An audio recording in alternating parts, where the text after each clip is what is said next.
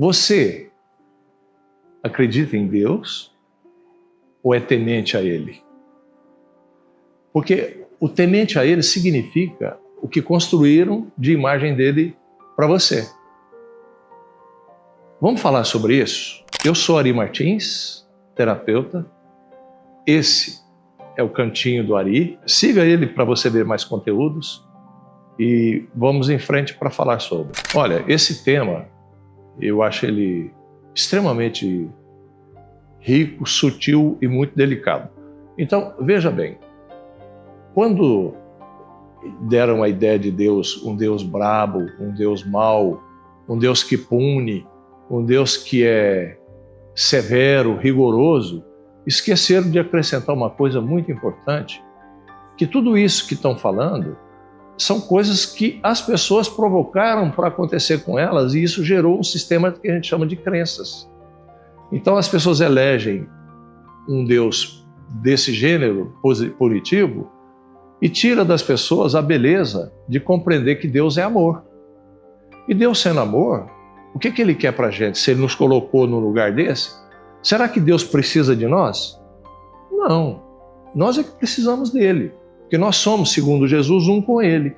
Então o que a gente precisa fazer? Entender o que Ele quer que a gente aprenda aqui. Então, em síntese, o que a gente precisa aprender aqui?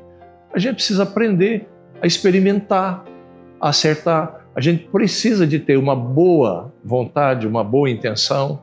Ele não pediu para a gente virar anjo, ser anjo, porque aqui entre nós somos circundados por criaturas diversas. E o experimento e a experiência nos transforma o tempo todo em pessoas novas, diferentes. Então essas pessoas novas, diferentes, precisam aprender a sentir que são melhores do que elas já foram.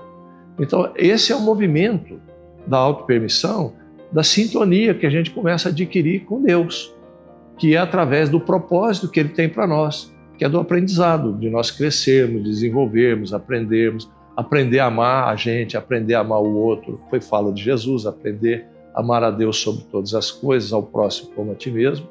E aí a gente vai entender que Deus não é um bicho, um monstro. Deus é amor. Agora, que amor é esse que eu não consigo olhar para Ele e me sentir filho dele? E filho não tem que preocupar com o que ele tem que demonstrar para o pai, ele tem que preocupar com o que ele é capaz de entregar e ele entregar. Mas entregar desfrutando, sendo feliz, né? É muito importante a gente ficar atento a esse movimento da autopermissão, porque isso não pode ser confundido com libertinagem, mas significa que nós somos criaturas que temos o poder do livre-arbítrio. E esse poder foi tirado através do Deus punitivo. Como ensinaram a ideia de Deus para você? Para pôr ele dentro de uma caixinha. Como se você pudesse negociar com ele a sua bondade, o seu jeito generoso de ser. Como se você tivesse que convencê-lo daquilo que o descaracterizaria como Deus. Porque ele é o Criador de tudo e de todas as coisas.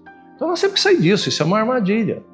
Nós temos que olhar para a convicção racional, inteligente, de que o amor dele não encontra racionalmente resposta nos homens, porque ele é tudo, ele é abrangente. E o homem tem limitações de percepção. A única coisa que faz o homem ter a certeza de Deus é quando ele se conecta através do amor que ele sente um com o Pai. Então é preciso aprender a ter dentro de si um estado de desvelamento, de oração, de percepção íntima, pessoal, que te dá segurança, certeza de que o resultado virá. Porque tudo aqui é dele e nós somos criaturas muito amadas por ele.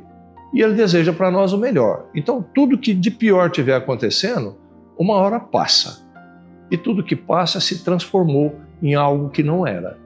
Então eu também preciso fazer parte desse processo de transformação, exercitando a ousadia de ser eu. E ser eu significa, sou amado por Deus, tenho convicção, e Deus não está numa caixinha que seria reduzi-lo à minha percepção de realidade. E isso seria presunção.